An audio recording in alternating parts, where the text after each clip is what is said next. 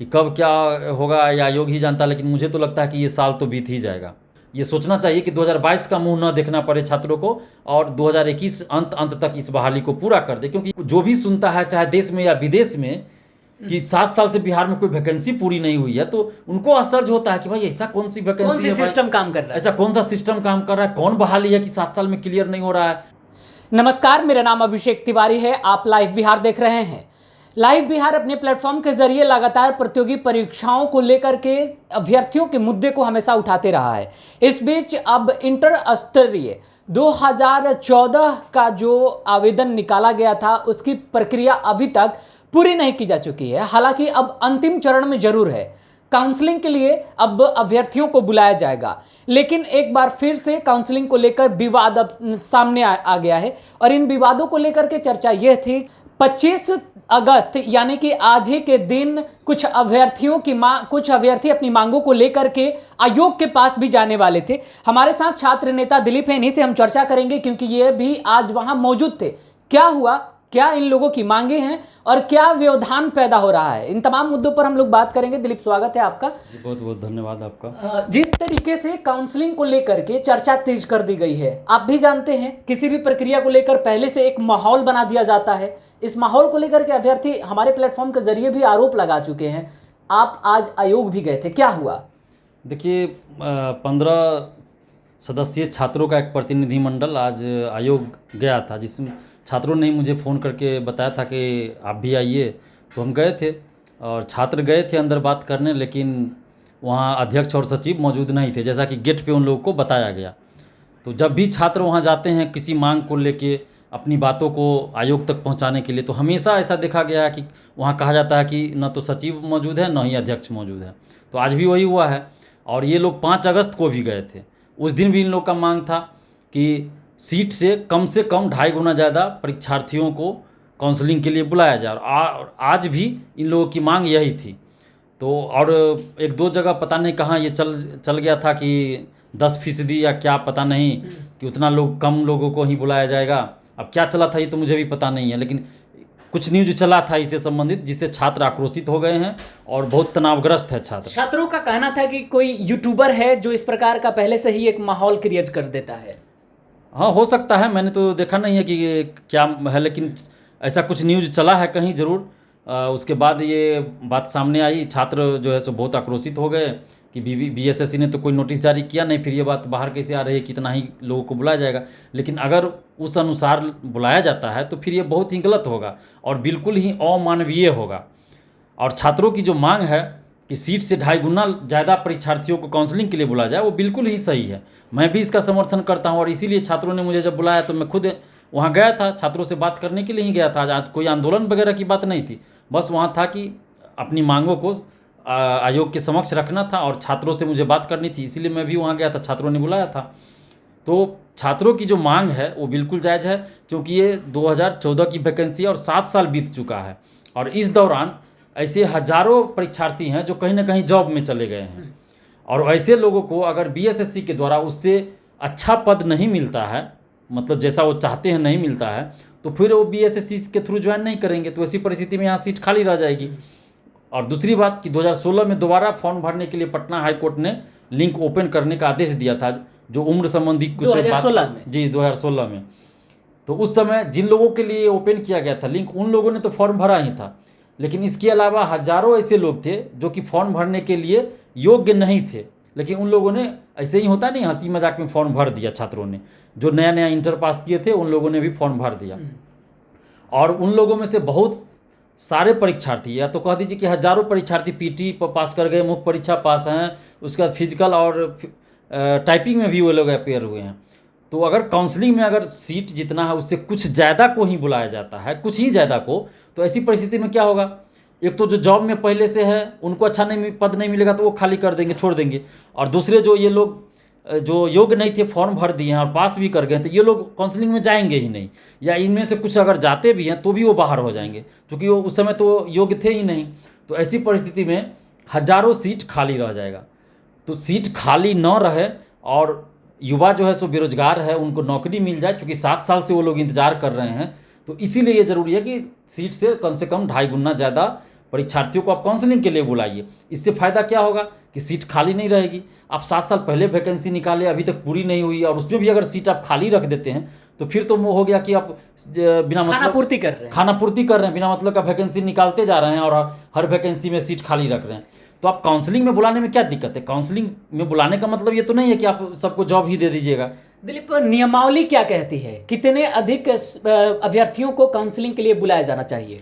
देखिए, ऐसा कोई नियमावली नहीं है, आयोग की इच्छा पे है। आयोग अपने अनुसार बार बार इसमें चेंजिंग करते रहती है।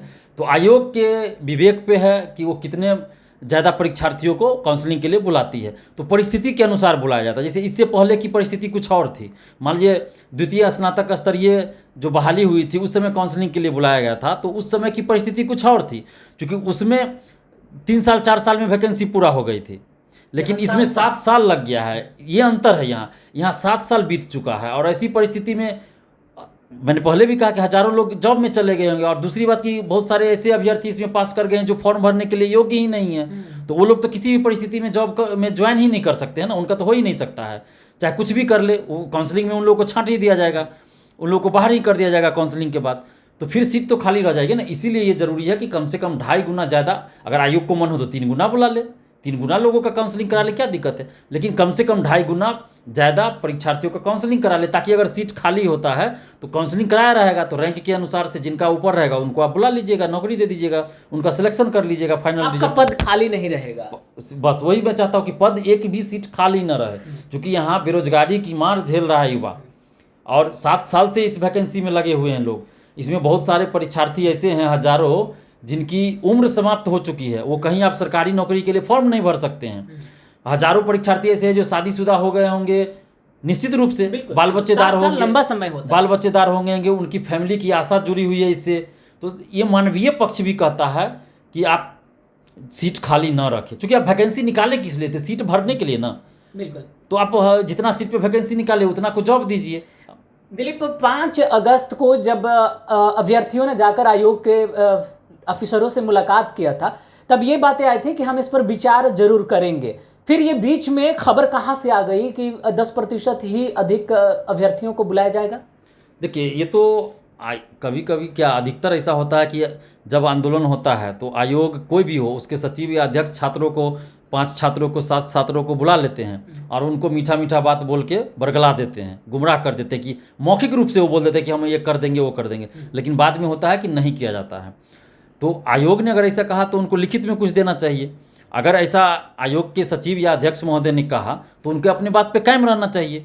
उनको संभवतः 27 तारीख को हो सकता है कि इससे संबंधित कोई नोटिस जारी करे, संभवतः कोई मीटिंग भी हो सकती है कि 27 को हो ऑफिस में, तो इस पर विचार करे आयोग और 2.5 गुना ज़्यादा परीक्षार्थियों को काउंसलिंग के लिए बुलाए, उससे संबंधित नोटिस जारी करे। इसमें क्या दिक्कत है आयोग को? और कहीं अगर कुछ खबर चली है तो ये बिल्कुल ही गलत है। इस तरह की खबर नहीं चलनी चाहिए जिसका कोई सोर्स नहीं है, जिसका कोई माने, जिसमें सच्चाई कुछ नहीं है। तो ऐसे मनगढ़ंत खबरें ना चलाएं, मनगढ़ंत खबरें न, चूंकि इससे परीक्षार्थी तनावग्रस्त हो जाते हैं। हजारों परीक्षार्थी तनावग्रस्त है। मेरे पास भी बहुत सारे परीक्षार्थियों का फ़ोन आया है, वो लोग बहुत तनावग्रस्त है, कोई खाना नहीं खा रहा है, कोई चिंता में है, कोई कुछ है।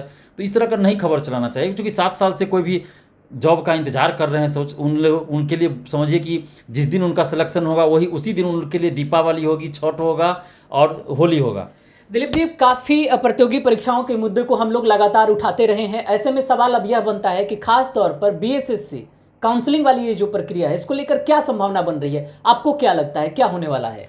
देखिए, मुझे तो यही लगता है कि आयोग को मानवीय पक्ष को ध्यान में रखते हुए आयोग निश्चित रूप से 2.5 गुना माने सीट से कम 2.5 गुना ज़्यादा परीक्षार्थियों को काउंसलिंग के लिए बुलाएगी, और बुलाना भी चाहिए। मुझे उम्मीद है, क्योंकि आयोग को भी ये बात पता है कि बहुत सारे ऐसे अभ्यर्थी हैं जो कि दूसरे जॉब में चले गए हैं, दूसरी जगह सेवा दे रहे हैं, और ऐसे परीक्षार्थी हैं जो कि कुछ ऐसे भी परीक्षार्थी हैं जो कि योग्य नहीं हैं और वो पास कर गए हैं, तो उनको भी बाहर करना ही पड़ेगा आयोग को।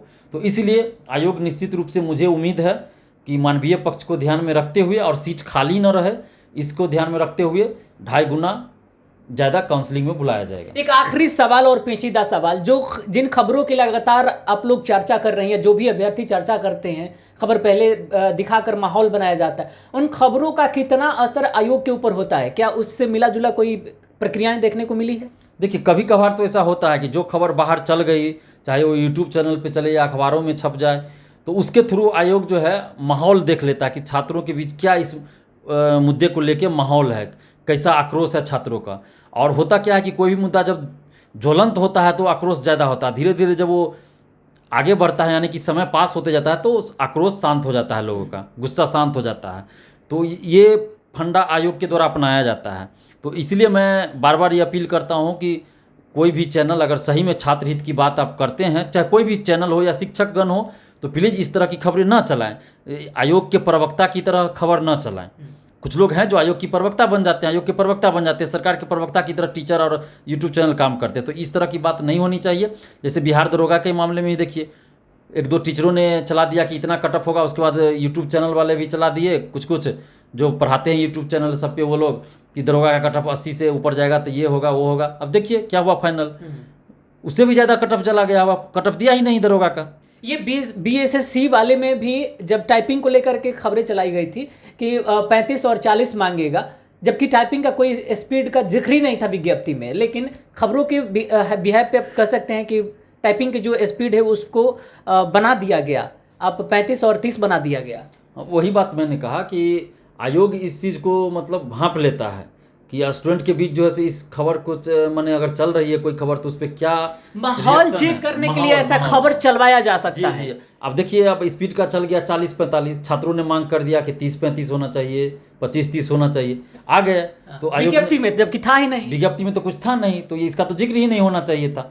तो इस तरह की खबरें नहीं चलाना चाहिए, जो भी चलाना है उनको बंद कर देना चाहिए, इस तरह की खबर नहीं चलानी चाहिए। अच्छा, कब तक इसकी पूरी प्रक्रियाएं कर ली जाएगी, कब तक अभ्यर्थियों को ज्वाइनिंग पकड़ा दिया जाएगा हाथ में? देखिए, ये तो कहना बिहार में बहुत मुश्किल है कि कब क्या होगा, या आयोग ही जानता है, लेकिन मुझे तो लगता है कि ये साल तो बीत ही जाएगा।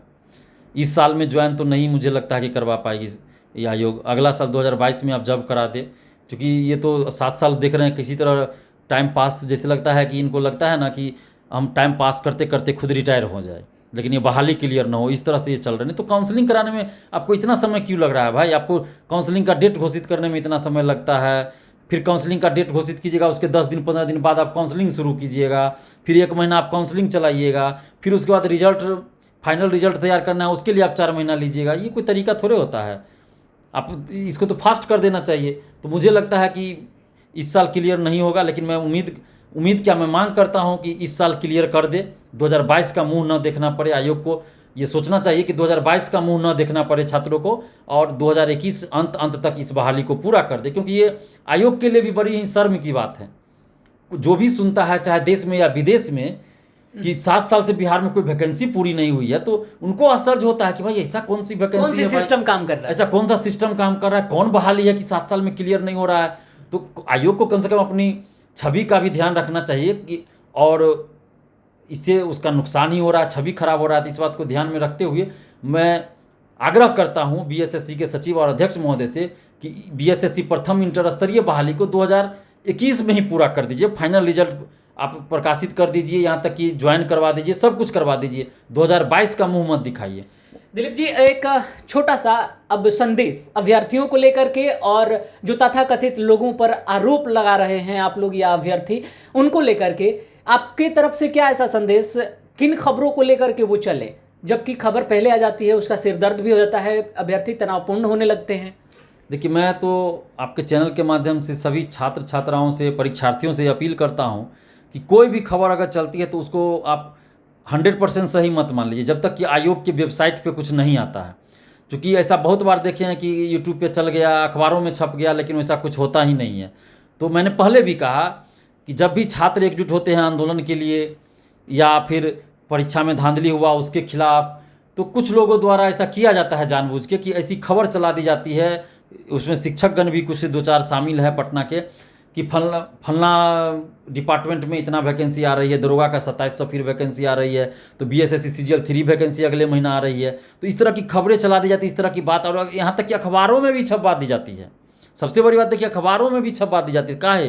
कि इससे क्या होगा कि छात्र का ध्यान उधर बढ़ जाएगा, और इधर धांधली के लिए, जो धांधली के खिलाफ छात्र एकजुट हो रहे थे, पारदर्शिता लाने के लिए एकजुट हो रहे थे, तो उससे उनका ध्यान हट जाएगा और लग जाएगा कि नई बहाली आ रही है, चलो इसमें नहीं हुआ, नया वैकेंसी का तैयारी करते हैं। तो हम यही आग्रह करेंगे कि एकजुट रहिए, चाहे जहाँ भी आपका सिलेक्शन भले हो जाता है, अच्छी बात है। अगर आपका सिलेक्शन कहीं हो गया है पीटी में या कहीं भी या फाइनल भी, तो ये बहुत अच्छी बात है। आप जहाँ भी जाए ईमानदारी से काम करें, बिहार के विकास के लिए, देश के विकास के लिए काम करें। लेकिन अगर कहीं गड़बड़ी होती है, धांधली होती है, तो उसके खिलाफ भी एकजुट रहिए और सपोर्ट कीजिए। और कम से कम सपोर्ट नहीं कर सकते हैं तो विरोध भी मत कीजिए। मान लीजिए धांधली के खिलाफ कोई लड़ रहा है, हम लोग लड़ रहे हैं, तो अगर आप लोग हमारा साथ नहीं दे सकते हैं, समर्थन नहीं कर सकते हैं, तो कम से कम विरोध भी मत कीजिए। या तो खुल के हमारा साथ दीजिए या फिर अप्रत्यक्ष रूप से साथ दीजिए, यही बात हो सकती है। या नहीं तो चुप रहिए, विरोध ही मत कीजिए। कम से कम जहाँ गलत होता है वहाँ आवाज़ जो उठा रहा है उसका तो साथ दीजिए। अगर साथ नहीं दे सकते तो चुप रहिए, इतना तो होना चाहिए। और जो भी गलत न्यूज़ चलाते हों, जो टीचर हों, कोई भी शिक्षक हो, अगर गलत न्यूज़ चला रहे हैं, गलत बात बोल रहे हैं, तो उनका विरोध कीजिए, उनकी बातों पे मत जाइए। हम तो यही आग्रह बार बार कर रहे हैं कि जो भी इस तरह का काम करता है उनका बहिष्कार कीजिए, उनसे दूर रहिए। ऐसे लोगों से दूर रहिए। मैंने कई बार कहा है कि बहुत लोग बिना क्वेश्चन देखे कट ऑफ जारी कर देते हैं। दरोगा का, सिपाही भर्ती का क्वेश्चन नहीं देता है, दरोगा का क्वेश्चन नहीं देता है, और फिर भी ये लोग कट ऑफ जारी कर देते हैं। तो आश्चर्य की बात है ना कि बिना क्वेश्चन देखे कट ऑफ जारी हो जाता है। ऐसा चमत्कार होता है, ऐसा चमत्कार बिहार में कैसे हो जाता है? अब सोचिए कि बिना क्वेश्चन देखे कट ऑफ, उसमें भी जानिए एग्जाम खत्म होता है और एग्जाम खत्म होने के 5 मिनट के अंदर यूट्यूब पे चल जाता है कि इतना कट ऑफ जाएगा। यानी कि इन लोग के पास पहले से क्वेश्चन रहता है, इन लोग के पास यानी कि पहले से क्वेश्चन रहता है। ये लोग शिक्षा माफिया है। तो छात्रों को ऐसे लोगों का बहिष्कार करना चाहिए। और कभी भी इन लोगों का सही नहीं होता है कट ऑफ। जितना बार भी ये लोग घोषित करते हैं कभी सही नहीं होता है। सिर्फ और सिर्फ ये लोग छात्रों को गुमराह करते हैं। अब देखिए दरोगा बहाली में क्या हुआ, सब लोग बोल रहे थे फाइनल का कट ऑफ इतना जाएगा, कहाँ चल गए सब?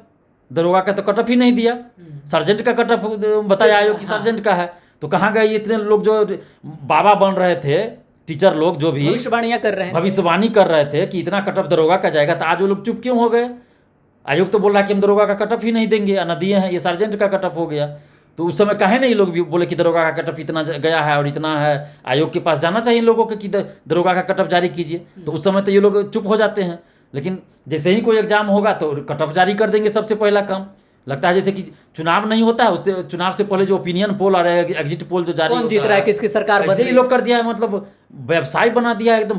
व्यवसाय भी एक तरीका से होता है। शिक्षा को ये लोग लगता है तमाशा बना दिया है। अपने मन से जब मन हुआ, जो मन हुआ कर दिया, कट ऑफ जारी कर दिए। ये सब धंधा बंद कीजिए। जो भी लोग इस तरह का काम कर रहे हैं वो लोग बंद कीजिए, वरना हम लोग को आपके खिलाफ सड़क पे उतरना पड़ जाएगा और आपके कोचिंग में तोड़फोड़ हो जाएगा। तो ये बात ध्यान रखिए, चाहे जो भी टीचर इस तरह की बात करते हो। स्टूडेंट लोग बहुत आक्रोशित है। सब हमको फ़ोन करके बोलते हैं स्टूडेंट लोग कि दिलीप भैया आप छोड़ दीजिए कि हम लोग जाके कोचिंग में तोड़फोड़ करते हैं, जो भी टीचर इस तरह की बात करता है। लेकिन हम समझाते हैं कि नहीं, तोड़फोड़ नहीं करना है, हिंसा नहीं करना है। बातचीत से हम लोग शिक्षकगण को समझाएंगे। लेकिन जब शिक्षकगण समझेंगे ही नहीं, वो अपने पद की मर्यादा का ख्याल नहीं रखते हैं कि शिक्षक क्या होता है, और वो दलालों की तरह कट ऑफ जारी करेंगे, तो फिर तो स्टूडेंट छोड़ेगा नहीं उनको। हम कितना दिन तक रोक के रखेंगे भाई? तो हम भी छोड़ देंगे। जाके तोड़फोड़ करेगा तो इन लोग को पता चलेगा कि जब शिक्षक का नाम धूमिल होगा और घसीट के रोड पे लाएगा शिक्षक को छात्र, उस दिन का ये लोग इंतजार कर रहे हैं। हम रिस्पेक्ट करते हैं सभी शिक्षकगण का, लेकिन एक सीमा होती है हर चीज़ की। आप बार बार हम समझा रहे हैं यूट्यूब चैनल के माध्यम से कि भाई आप लोग कट ऑफ जारी मत कीजिए। आप लोग भविष्य का ज्ञाता नहीं है। अगर कट ऑफ जारी करते हैं, अगर वो गलत होता है तो आप माफ़ी मांगते क्यों नहीं है? उस समय आप क्यों नहीं बोलते कि क्यों कट ऑफ ज़्यादा गया या कम गया?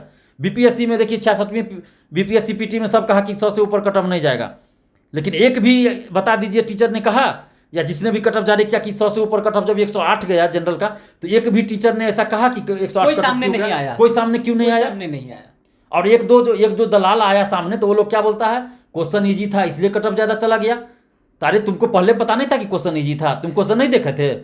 तो यही लोग है असली दुश्मन छात्र का। क्वेश्चन पेपर आप देख सकते हो, उसका प्रेडिक्शन आपका गलत चला जाता है। जिसका देख नहीं सकते हो उस पर सटीक मार के माहौल बना देते हो। वही बस आयोग के तरफ से ये लोग काम कर रहा है। वही तो बता रहे हैं कि आयोग के तरफ से ये लोग माहौल बना के कितना कट ऑफ जाएगा। तो बिहार का नुकसान है, बिहार के भविष्यों का नुकसान है, अभ्यर्थियों का नुकसान है। बिल्कुल बिहार का नुकसान है। बिहार के छात्रों का भविष्य चौपट कर रहा है लोग। तो इसके लिए छात्रों को ही आगे आना होगा ना। छात्र ऐसे चैनल को देखते क्यों हैं?